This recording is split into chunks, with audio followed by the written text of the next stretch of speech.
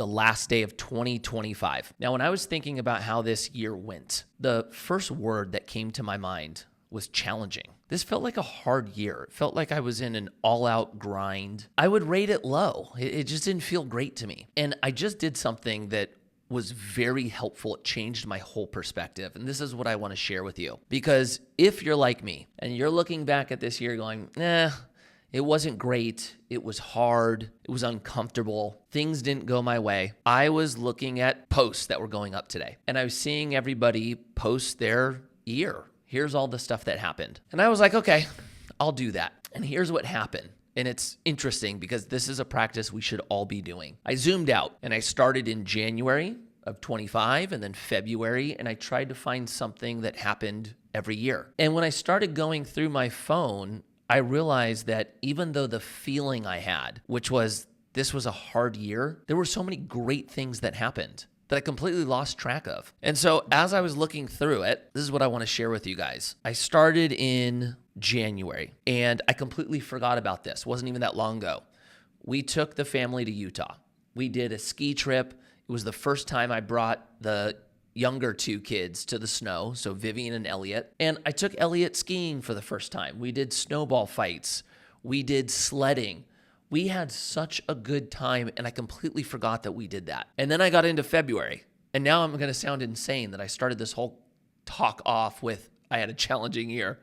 I went to Montana on an annual guys trip. We do it every year. It is so much fun. We go skiing on Friday. We snowmobile Saturday and Sunday.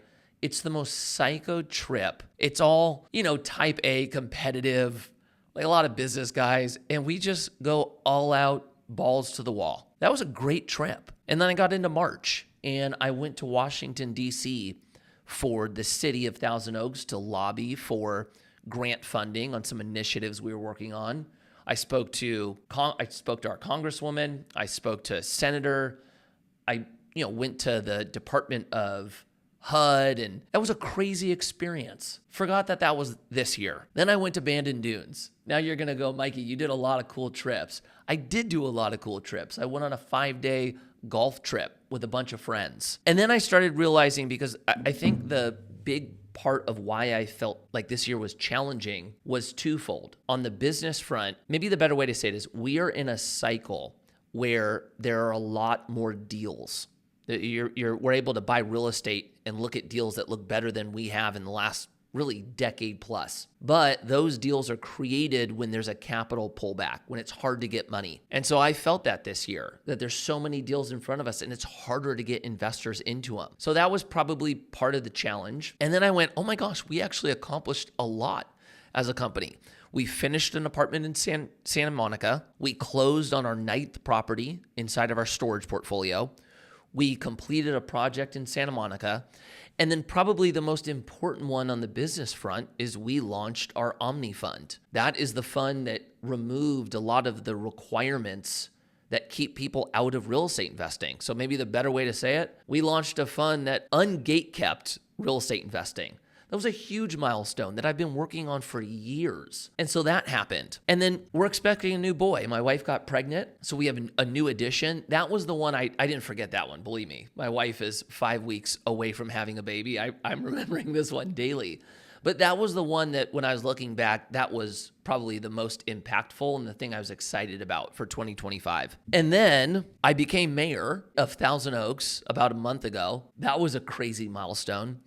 And then the most significant one, and here's what I want to share with everybody. There's going to be 2 parts. One, about 3 months ago, I felt really convicted in my faith that I was not sharing it enough. And probably more importantly, I was more worried about what people thought of me versus what God thought of me. And when I came to that realization, I felt like God was telling me I had to make a choice. You're either going to fear me or you're going to fear everybody else. And that was convicting. And that hurt, and it was hard. But I made the decision that that's where my focus needs to be. And that is probably one of those elements that I got to that realization through pain. And a lot of times we look at pain or being uncomfortable and we automatically assume that it was bad. What I have noticed every single time throughout my life is anytime I was in the most uncomfortable position or the parts of my life that were hard, it always led to a blessing. It always led to a better outcome. I was stronger because of it.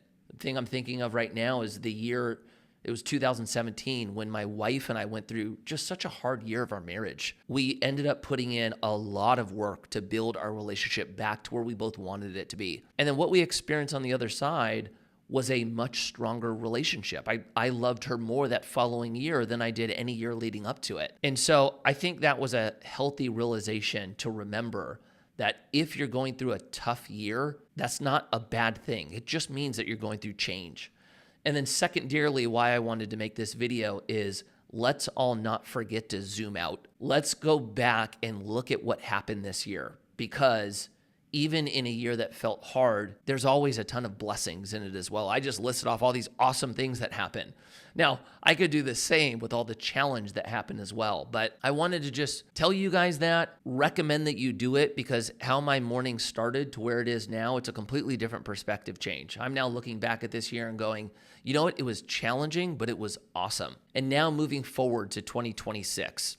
The theme of my year, and I had a long conversation with my wife about this, the theme is going to be focus. 2026 is going to be a year of extreme focus.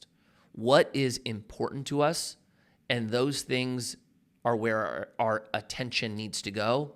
And all the rest, the noise, the busyness, we're getting rid of that. We're going to just remove the distractions, put our focus on the priorities, and go get it. So with all that said, I hope you guys had a phenomenal 2025. If it was challenging, do this exercise. Look at the things that went well. If you had a learning lesson, a failure, go over what went wrong, how to improve it so that you now have a new framework to apply in 2026. Happy New Year, everybody. Thank you for riding with me in this channel. I love you guys. I'll see you guys next year.